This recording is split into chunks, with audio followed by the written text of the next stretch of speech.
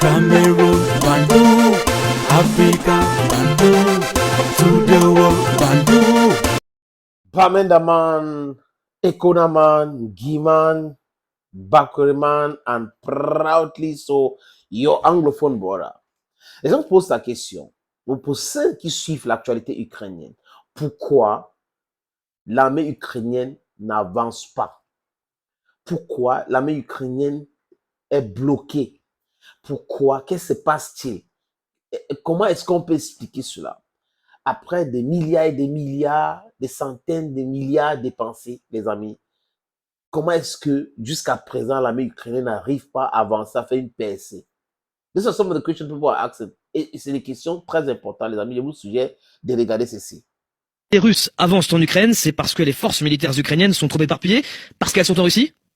C'est une excellente question. C'est en tout cas celle que nous nous posons tous, nous les analystes, depuis une quinzaine de jours. Non, ça fait maintenant quelques mois probablement que les Ukrainiens sont en train de céder sur l'ensemble du Donbass. Alors c'est du grignotage. Au début c'était 1 km² par jour, puis c'est passé à 2, puis c'est passé à 3, 5, 10, et là on est à 10-15 km² par jour du côté russe. Et donc on voit que les Ukrainiens qui avaient cédé au mois de mars le faubourg d'Avdiivka, qui était une importante position très fortifiée qu'ils tenaient depuis 2014, eh ben ils ont cédé au fur et à mesure toutes les lignes successives qui étaient derrière. Et là, on voit que, eh bien, il y a un effritement dans cette région et que les Russes avancent lentement certes, mais de plus en plus vite. Et surtout, c'est ça qui est très inquiétant pour les Ukrainiens, ils abordent une ville qui s'appelle Pokrovsk, mais qui est finalement le nœud logistique qui dessert toutes les positions ukrainiennes dans le Donbass. Et ça, c'est très très inquiétant stratégiquement pour Kiev. Voilà cette analyse, les amis. J'espère que ça vous a édifié.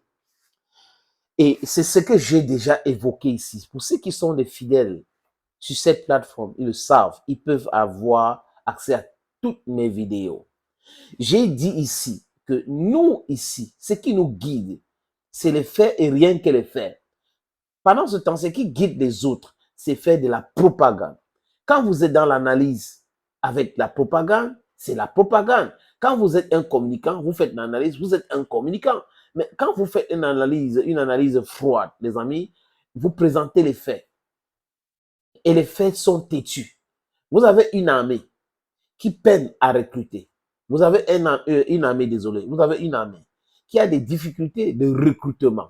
Vous avez une armée qui n'arrive pas à laisser respirer leurs militaires. Et c'est cette même armée-là qui se mobilise sur les consignes et les conseils des pays de l'OTAN avec les mercenaires pour aller attaquer Kursk. Vous savez pourquoi ils ont fait ça, la région de Kursk? Parce qu'ils pensaient dans leur tête que quand ils vont mettre toutes les forces au niveau de Kursk, les Russes vont rediriger les troupes pour défendre les terres russes. Et comme ça, les Ukrainiens vont faire ce qu'on appelle un breakthrough. Donc, ils vont percer les lignes de défense russes. Mais c'est mal connaître. Et j'ai dit ici, c'est mal connaître les Russes. J'ai dit ici que la Russie avait déjà l'information sur cette attaque. La Russie avait déjà informé les Américains sur la préparation de cette attaque. Et les Russes ont laissé faire. Et les Ukrainiens se sont embourbés là-dedans, les amis. Vous mobilisez de 15 à 20 000 hommes avec le matériel de guerre important pour pouvoir aller récupérer, capturer ce qu'ils ont appelé une centrale nucléaire à Kursk. Et en face, vous ne vous rendez pas compte que vous êtes en train de faire face à quelqu'un qui est puissant, qui peut être brut, qui peut vous, c'est-à-dire qu'il peut vous, je sais pas, je me maîtrise pour ne pas dire des choses parce que nous sommes sur les RS, des amis. Donc, qui est puissant? Quelqu'un qui est fort, qui fait face à 40 pays mobilisés contre elle. Je parle de la Russie. Vous, au lieu de vous concentrer là où c'est accessible pour vous, vous contournez en disant, OK, ils vont enlever les forces ici pour aller faire. Mais la Russie a 1 million d'hommes, 1 million. Je parle des militaires actifs et des réservistes, plus même aujourd'hui, les amis. Donc, la Russie peut défendre son territoire de tous les côtés. C'est possible. La Russie produit des armes. Est-ce que quelqu'un peut expliquer en russe ou en ukrainien à Volodymyr Zelensky? La Russie produit les armes. La Russie vend les armes. Donc, ce n'est pas avec la Russie qu'il fallait jouer. L'Ukraine qui est à côté de la Russie devrait connaître mieux la Russie. Pas nous autres, on est très loin. on fait des recherches, mais vous êtes à côté, donc vous êtes des frères. Ça veut dire que vous regardez l'industrie d'armement russe, vous pouvez traverser, à l'époque, avant la guerre, traverser les frontières. Donc, les services secrets ukrainiens devraient être au courant de toutes ces choses. Mais je ne sais pas ce que les Américains les ont dit. Je ne sais pas ce que les Français les ont dit. Je ne sais pas ce que les Polonais les ont dit. Je ne sais pas ce que les Allemands les ont dit. Je ne sais pas ce que les Britanniques les ont dit. Mais on se rend compte aujourd'hui que c'était le mensonge.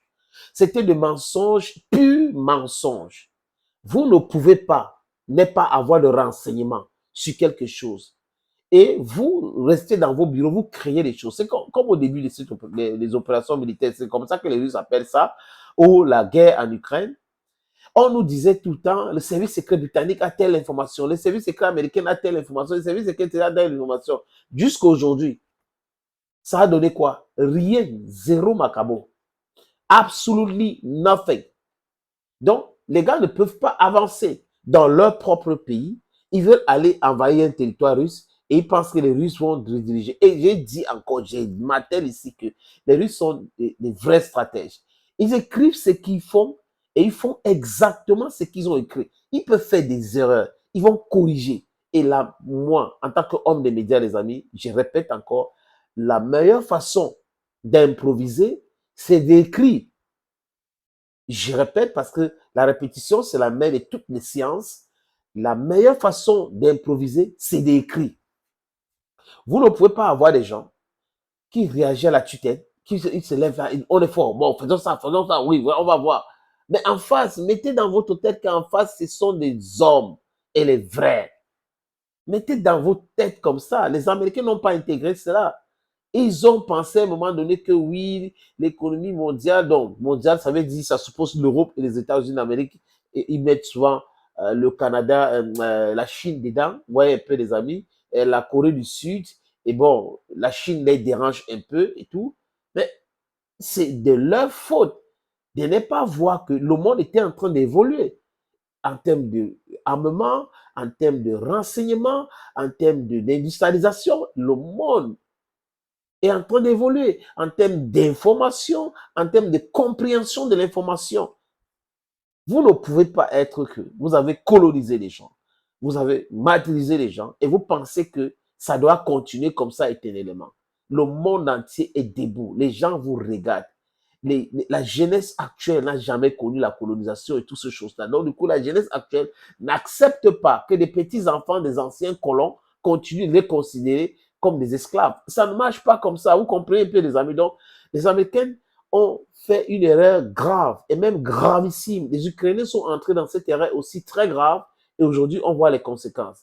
Ils ne peuvent pas avancer chez eux. Ils ne peuvent pas avancer là où ils ont commencé là en Crusse. Donc, ils sont embourbés. Et qu'est-ce qui se passe? C'est les Russes qui sont en train d'avancer. L'autre jour, à Kamatov, on a bombardé un hôtel. Après, ils ont commencé à crier. Oh, voilà ça. Joe Biden qui s'élève pour condamner l'attaque russe sur l'Ukraine, des attaques massives des drones et des missiles. Mais il est incapable de condamner Benjamin Netanyahu. Il est incapable de faire cela. Et il continue de donner les armes à Benjamin Netanyahu. Les mots ont un sens, les amis. Donc, vous voyez que nous sommes dans quelque chose d'irrationnel. Thank you, friends, for always watching videos on this platform. This is your Bamenda man, your Ikona man, your Giban, your Bakuri man. I'm proudly so your Anglophone brother. If you want to invest in Douala, please contact me. Watch this little video. Opportunité en or à Douala. Terrain à vendre, 560 mètres carrés. Vous voulez construire un centre commercial, un hôtel. Vous voulez construire votre propre maison à vous. Vous voulez ouvrir une station de service. C'est à vendre, les amis. Je répète encore, c'est à vendre, ce terrain. Voilà donc l'opportunité que je vous présente là. C'est 560 mètres carrés, je répète. Et le terrain est titré. Nous allons vous laisser le temps de vérifier, parce que c'est très important. Donc, ce n'est pas le genre de terrain où il y a un problème. Non, non, non. C'est en plan Bonappuiso, à côté de la route. La route ceinture ce terrain. D'un côté, il y a une route en pavé. De l'autre côté, c'est une autre route bitumée. C'est abordable le prix, hein, donc on peut discuter du prix. Si vous êtes intéressé, appelez-moi à travers les deux numéros que vous voyez à l'écran là, 6 80 87 37 37 ou le 6 96 17 60 34.